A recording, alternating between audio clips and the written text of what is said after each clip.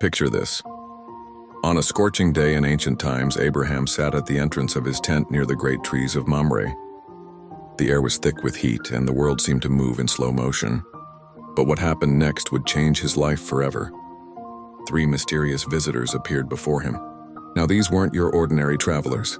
The moment Abraham spotted them, something stirred in his soul. He rushed from his tent, bowing low to the ground, an act that showed he sensed their divine nature. With the warmth of Middle Eastern hospitality, Abraham pleaded, "My lords, if you find favor in me, please don't pass by your servant. Let me offer you some water to wash your feet. Rest under this tree and prepare a meal for you." His words carried both humility and eagerness. When they agreed, Abraham sprang into action. Can you imagine the flurry of activity? He hurried to Sarah in the tent, calling out, "Quick! Take the finest flour we have, 3 seahs of it, and make bread." The urgency in his voice must have been palpable, but Abraham wasn't done. He personally ran to his herd, selecting the most tender calf he could find. He handed it to his servant, who rushed to prepare it.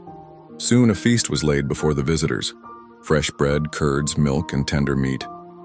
Abraham, showing ultimate respect, stood nearby under the tree as they ate. Then came the moment that would echo through generations. The visitors asked about Sarah, and one of them made an extraordinary announcement. "I will return to you next year, and your wife Sarah will have a son." Now Sarah was listening from the tent entrance. Consider her perspective. She and Abraham were well past their prime, both very old.